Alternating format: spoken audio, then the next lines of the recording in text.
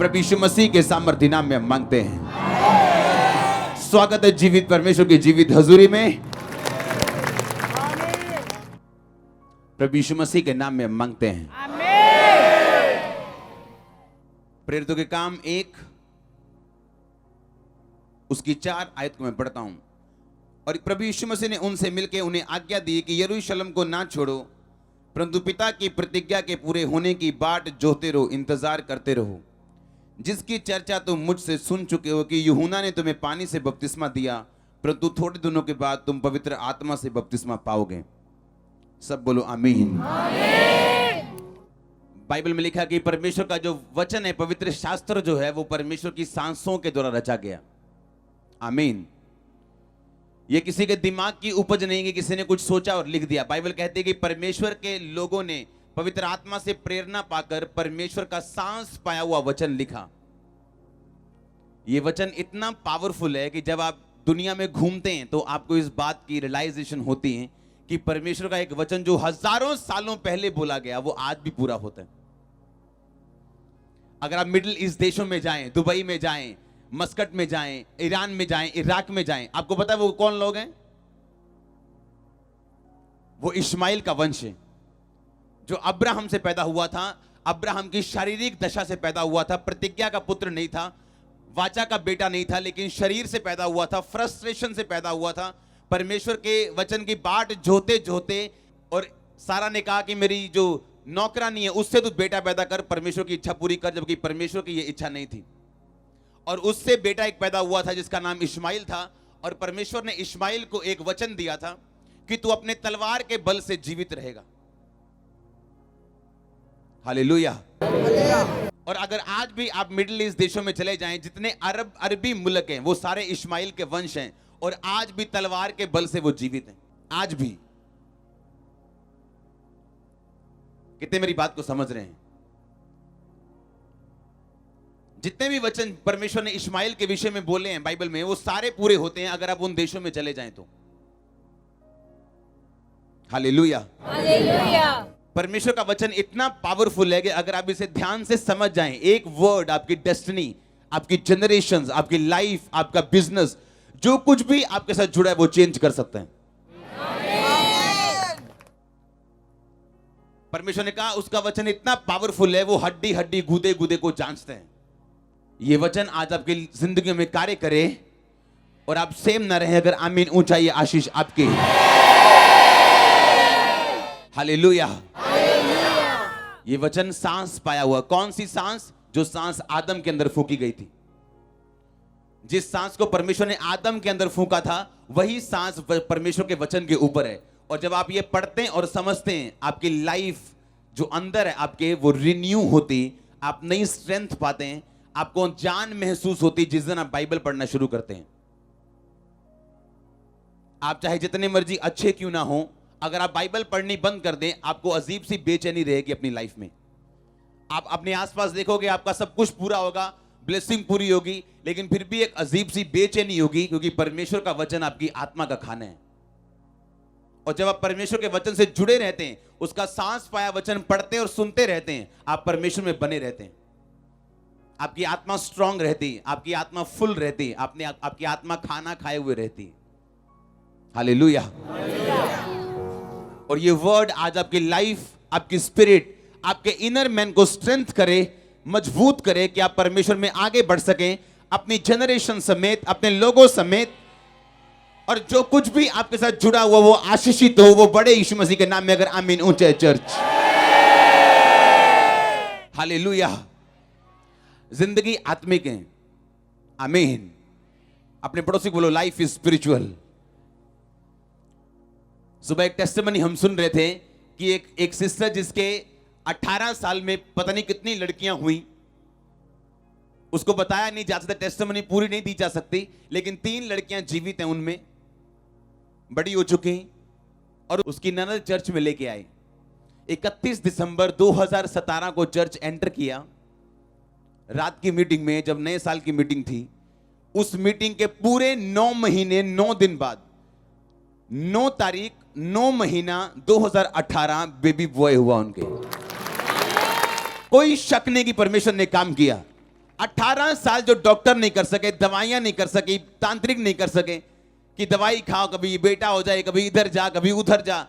बेटियां मर गई, कुछ जीवित हैं, कुछ मर गई। लेकिन जब जैसे ही चर्च में फर्स्ट टाइम एंटर किया 2017 में, लास्ट मीटिंग 31 दिसंबर नाइट वाली, और जब मीटिंग से वापस गए तो प्रेग्नेंट थे। और 9 महीने 9 दिन लगते हैं बेबी को बाहर आने में, और 9 महीने की 9 तारीख 2018 बेबी बॉय आज गवाही के साथ थे वो। और इस गवाही से मालूम होता है कि परमेश्वर, ये गवाही सारे शक दूर करती है आपके, कि ये कैसे पॉसिबल है जो 18 साल में नहीं हुआ। 2000 सन में मैरिज हुई, और मैंने चर्च को बोला हाथ उठाओ जो लोग 18 साल से नीचे हैं। तो कितने यूथ था जो हाथ नहीं खड़ा था कि हमारी उम्र 18-20 साल से नीचे है।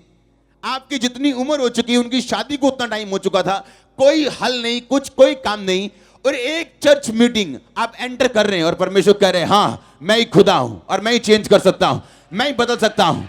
अगर मैंने तुझे बनाया तो तेरे पार्ट्स मेरे पास हैं, तेरा स्पेयर पार्ट मेरे पास है। आप जानते हैं इसलिए डॉक्टर्स के पास कुछ चीजों का इलाज नहीं है, डिप्रेशन का इलाज नहीं है, बीमारियों कुछ का इलाज नहीं है, उसका इलाज परमेश्वर का लहू है। जब आप विश्वास करते हैं कि परमेश्वर का वचन ब्रीथ ने उसकी सांस पाया हुआ है, तो आप उस वचन को जब सुनते हैं आप रिलीज होते हैं। क्या सुना उन्होंने जैसी मीटिंग में एंटर किया कि परमेश्वर मुझे कह रहे हैं कि 2018 आप अपनी लाइफ की सबसे बड़ी गवाही के साथ वापस आ रहे हो। आमीन बोला, घर गए तो प्रेग्नेंट थे, और बेबी बॉय जो कभी नहीं हुआ था 18 साल में। पता नहीं कितनी लड़कियां हो गई। लड़की या लड़के में परमेश्वर फर्क नहीं समझता, लेकिन अगर आपको लड़की चाहिए तो ये आपकी प्रेयर है, लड़का चाहिए तो आपकी विल है। परमेश्वर आपकी लालसा को पूरी करता, बाइबल कहती। धर्मी की लालसा को वो तृप्त करता, बाइबल कहती। मांगो तो दिया जाएगा, बाइबल कहती। तो हम कौन हो सकते रोकने वाले? अगर वो आपकी प्रेयर है तो बेटा चाहिए या बेटी चाहिए। आमीन। और 18 साल बाद, और परमेश्वर दे भी कब रहे, क्योंकि एक ह्यूमन प्रेगनेंसी, एक इंसान की प्रेगनेंसी है जो वो 9 महीने और 9 दिन की है। और परमेश्वर बेबी भी कब दे रहा है? 9 तारीख 9 मंथ 2018 मीटिंग में आने के पूरे 9 महीने 9 दिन बाद बेबी बॉय आज यहां बैठा था। हालेलुया। क्या आपको इस बात से समझ नहीं आती कि क्या हो गया चर्च में एंटर करके? क्योंकि बाइबल कहती परमेश्वर का वचन 2 धारी तलवार की तरह है, वो छेदते हैं, आपकी इच्छाओं को जानते हैं, छेदते हैं आपको, हड्डी हड्डी गूदे गूदे को अलग करते हैं। आपके जो व्हाइट सेल हैं, जो बॉडी से लड़ते हैं, जो बॉडी की बीमारियों से लड़ते हैं, वो हड्डियों के गैप में बनते हैं, हड्डियों के बीच में बनते हैं। और परमेश्वर ने कहा वो हड्डी हड्डी को चीरते हैं, उसे मालूम है कहां क्या करना है। मेडिकल साइंस भी इस बात का सबूत देती है कि बाइबल ट्रू है, बाइबल सही है।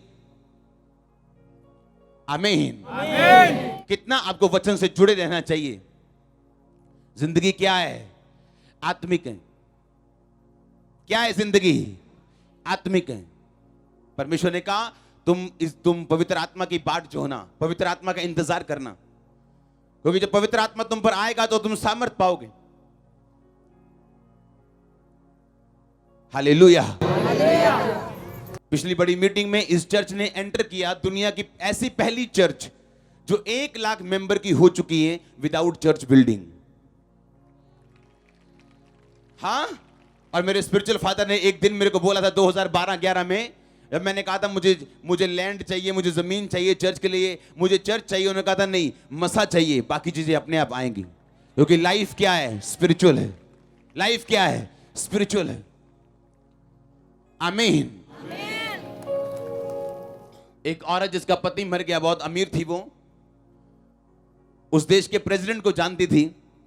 जब वो बड़ी, उसका बेटा बड़ा हुआ तो उसने कहा कि मैं अपने बेटे को अमेरिका पढ़ाऊंगी।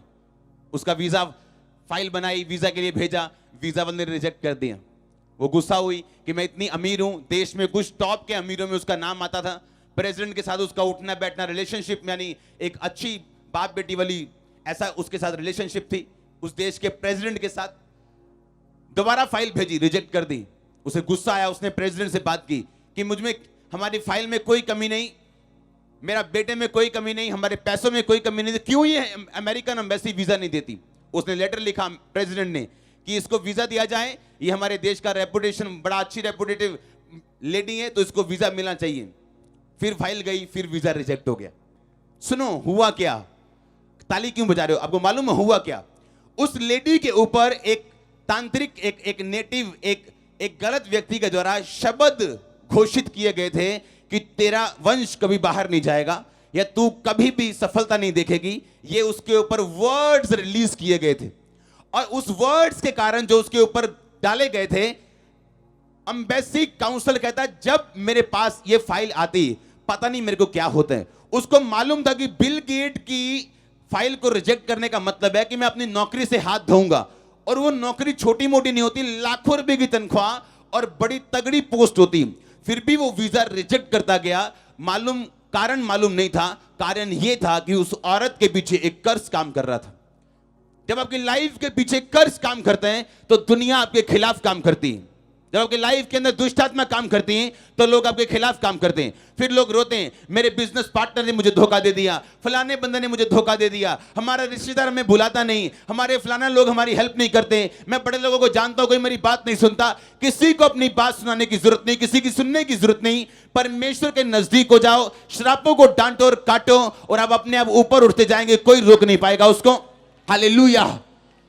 आप जानते हैं दाऊद जब वो सिकलग में था तो लिखा उसकी बस्ती फूंक दी गई, और लोगों ने, दाऊद के लोगों ने, वो लोग जो कभी निराश थे, ऋणी थे, कर्जाई थे, और पहले शमूएल में निराश, ऋणी, कर्जाई, दूसरा शमूएल में वो शूरवीर बन चुके थे। हां, और वो लोग जब दाऊद पे मुसीबत आई, पता क्या बोले? दाऊद का साथ देने के बजाय बोले कि हम दाऊद को पत्थरवा करके मार देंगे क्योंकि दाऊद के कारण हमारे परिवार मरे।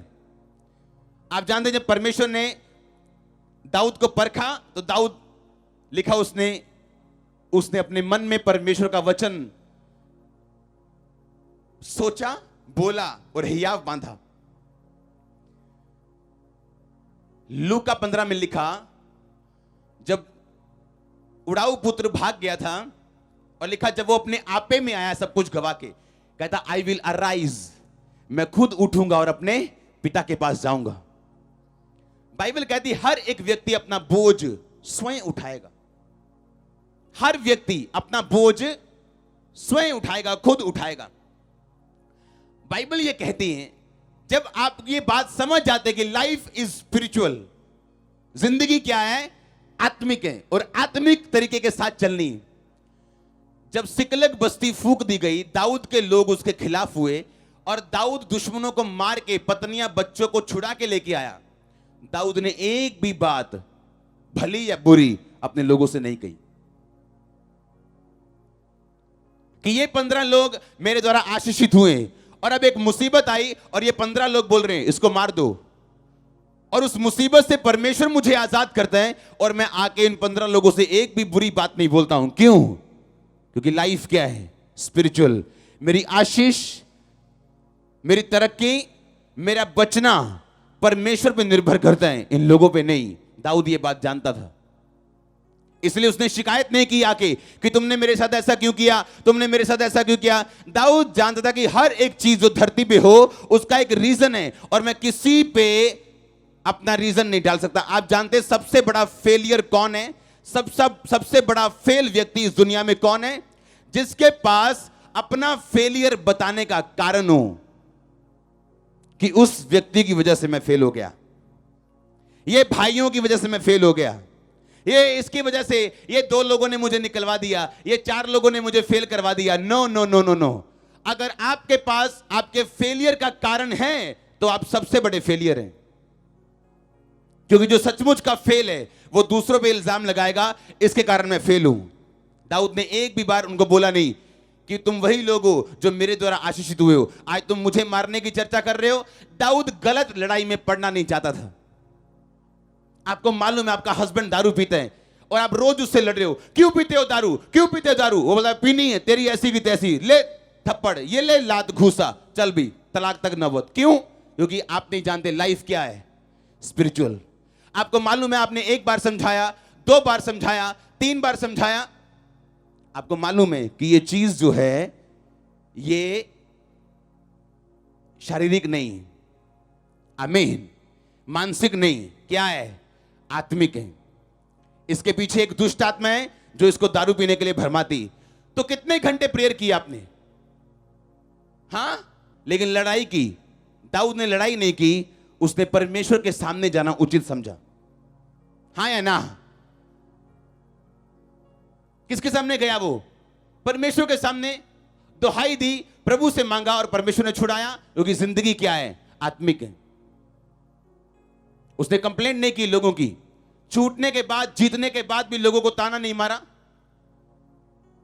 जो आत्मिक व्यक्ति अपनी लाइफ को और तरीके से देखते हैं, जैसे आम लोग नहीं देख पाते। आमीन। आपके सामने वही आता है जो आप बोते हैं। इसलिए याकूब के सामने धोखा आया, क्योंकि वो धोखा बो के गया था। जिंदगी क्या है? बोलो अपने पड़ोसी को, आत्मिक है। जब आप इस सेंस को समझ जाते हैं कि जिंदगी आत्मिक है, आप उसी तरह से चलना शुरू करते हैं। आप प्रेयर बढ़ाते हैं, फास्टिंग बढ़ाते हैं, आप रीजन समझते हैं कि इस प्रॉब्लम का रीजन क्या है। तू बच, तेरा घराना बचाया जाएगा। आप बचते हैं, आपका घराना बचाया जाता है। आप चुंबक की तरह हैं, जितनी प्रेयर उतनी पावर, और उतने पावरफुल होंगे आप, और खींचेंगे ब्लेसिंग्स को, अपने परिवार के उद्धार को। आप खींचेंगे परमेश्वर की हर उस ब्लेसिंग को जो आपके लिए बनाई गई। जैसे आप पावरफुल चुंबक बनेंगे, मैग्नेट बनेंगे आप। आमीन। और शैतान चाहता आपकी पावर वो बनी ना रहे, आप गलत लड़ाई में चले जाएं। जिस दिन आप अपनी प्रॉब्लम का आत्मिक हल ढूंढ लेंगे, आप गवाही के साथ यहां खड़े होंगे बहुत जल्दी। लाइफ क्या है? ये हमेशा समझना है। क्योंकि जब याकूब के मामा ने कहा, लाबान ने, कि ये ले भाई काली बकरियां और काली भेड़ें और काले उनके हस्बैंड, और जितने बच्चे वाइट पैदा होंगे वो तेरी तनख्वाह। सीधा सीधा लूट रहा था उसको वो, या ना? अगर वो लड़ता तो ये लड़ाई उसके घर पे इफेक्ट करती, क्योंकि उसकी पत्नियां लाबान की क्या थी? बेटियां थी। अब उसे मालूम था कि अगर मैं लड़ूंगा शारीरिक रीति से तो शैतान काम करेगा मेरे परिवार में और सब कुछ चौपट हो जाएगा। उसने परमेश्वर से प्रार्थना की और काली भेड़, काली बकरियां, चित्तेदार और व्हाइट बच्चे जन्मने लगी। क्योंकि लाइफ क्या है? स्पिरिचुअल है। उसने स्पिरिचुअल हल क्या ढूंढा कि उसने जब भेड़ बकरियों को पानी पिलाता था वो, तो उसने छड़ियां छील के उनके सामने रख दी। अगर वो चित्तेदार बच्चे चाहता था, वो छड़ियां छील के चित्तेदार बना के उनके सामने रखता था। जब वो पानी पीने आती थी, उन छड़ियां जो छीली हुई होती थी उनको देख के गर्भवती होती थी, तो वैसे ही बच्चे जन्म देती थी। कितने मेरी बात को समझ रहे हैं? अगर वो लड़ता तो मरता, अगर वो शारीरिक रीति से अपना हल ढूंढने की कोशिश करता तो कभी ना पहुंच पाता। क्योंकि लाइफ क्या है? स्पिरिचुअल है। आपका हल भी क्या है? स्पिरिचुअल है। आमीन। परमेश्वर आपकी बुद्धि को खोले। आमीन। छोटा चर्च आपकी आईज ओपन करे। अगर आमीन ऊंचा चर्च। हालेलुया। जिंदगी क्या है? अपने पड़ोसी को बोलो, क्या है लाइफ? स्पिरिचुअल है। लाइफ क्या है? जिंदगी क्या है? आत्मिक है। आमीन। आपको समझना है ये चीज कि दानियेल ने जब प्रार्थना की तो एक स्वर्गदूत प्रार्थना का उत्तर लेके नीचे आता है और रास्ते में शैतान का दूत उसको रोक के खड़ा होता है। क्योंकि लाइफ क्या है? स्पिरिचुअल। जिस दिन स्पिरिचुअल हल आप ढूंढ लेंगे बाइबल से, वचन से, आत्मा से, उस दिन आप यहां खड़े होंगे। मैं फिर से कह रहा हूं, अपने लाइफ के बिगेस्ट टेस्टिमनी के साथ वापस आ रहे हो आप। मैंने कहा अपनी लाइफ की बिगेस्ट, सबसे बड़ी गवाही के साथ वापस आ रहे हो आप। आमीन। क्योंकि जिंदगी क्या है? आत्मिक है। क्या है जिंदगी? आत्मिक है। आमीन। कि जब एक व्यक्ति के ऊपर एक कर्ज काम कर रहा हो, शैतान उसके पीछे हो, तो उसका पैसा भी उसको वीजा नहीं दे सकता।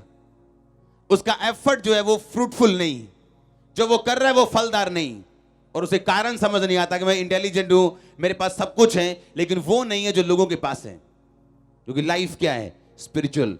और लाइफ आपको वो देती है जिसके लिए आप फाइट करते हो। जो आप डिजर्व करते हो आपको कभी नहीं मिलता। जो आप डिजर्व करते हो शैतान आपको लेने नहीं देता। आप बोलते हो नहीं, ये मेरा हिस्सा नहीं, ये मैं डिजर्व नहीं करता, मैं कुछ हाई डिजर्व करता हूं। लेकिन परमेश्वर आपको वही देता है जिसके लिए आप फाइट करते हो। जो आप डिजर्व करते हो आपको नहीं मिलेगा, जिसके लिए आप फाइट करोगे आपको मिलेगा। फाइट का आत्मा एंटर करे आपकी लाइफ के अंदर, फाइटिंग स्पिरिट एंटर करे आपकी लाइफ के अंदर। अगर आप मीनू चाहे चर्च, अपने पड़ोसी को बोलो आपको वही मिलता है जिसके लिए आप फाइट करते हैं। फाइट कर अपने परिवार के लिए, अपने लिए, और जीत यीशु मसीह के नाम में, यीशु मसीह के नाम में। आमीन। ऊंचा आशीष, ऊंची चर्च। हालेलुया। जैसे जैसे आत्मा की गर्मी बढ़ती जाएगी आप अच्छे और बड़े चुंबक बनते जाएंगे। किसी पे कंप्लेंट करने की जरूरत नहीं, क्योंकि आपका गिरना या उठना सिर्फ आपकी स्पिरिचुअल लाइफ के ऊपर डिपेंड करते हैं। आप कैसे समझते हैं बाइबल को और आत्मिक जिंदगी को, ये उस चीज पे डिपेंड करते हैं। आमीन। जब मैं लोगों से बात करता हूं उनके पास फेलियर का कोई ना कोई कारण है। मेरे लोगों ने मुझे धोखा दे दिया और मेरी चर्च तोड़ दी। नो, कोई आपकी चर्च तोड़ नहीं सकता। लाख आए लाख जाएं, आप ऐसे खड़े रहेंगे चट्टान की तरह। 1% आपको फर्क नहीं पड़ेगा। मैं कह रहा हूं 0.5% आपको फर्क नहीं पड़ता। मैं रियल कह रहा हूं। लेकिन आपको 100% फर्क पड़ता है अगर आप स्पिरिचुअल डाउन हो जाएं तो। हालेलुया। फिर आप जो मर्जी बोलते रहे, करते रहे, आपका फल नहीं आता। ये चर्च दुनिया के लिए वंडर बन चुकी कि क्या हो रहा है ये। जिस चर्च के पास चर्च बिल्डिंग तक नहीं, वो 1 लाख क्रॉस कर गई। हमें मालूम नहीं था। किन लोगों के पास चर्चें हैं, बिल्डिंग्स हैं, वहां लोग नहीं। और ये कौन सी चर्च है जहां छत नहीं है, बारिश में लोग खड़े, ठंड में बैठे। क्या हो रहा है ये? लाइफ क्या है? आत्मिक है। लाइफ क्या है? स्पिरिचुअल है। वो जिंदगी आत्मिक है। वो जब आप समझ जाते हैं इस चीज को, आपका हल होता है। आमीन। आपका हल होता है। फिर आप उस तरह से अपनी लाइफ को, अपनी लाइफ के चैलेंजेस को देखोगे जिस तरह से परमेश्वर आपको दिखाना चाहते हैं। फिर आप बंदे का कसूर नहीं निकालोगे, आप अपने आप को जज करोगे, कहां मेरी प्रेयर कम है, कहां बाइबल कम है, कहां मैंने फाइट नहीं की, और आप उस हिस्से को सुधारते हो, फाइट करते हो।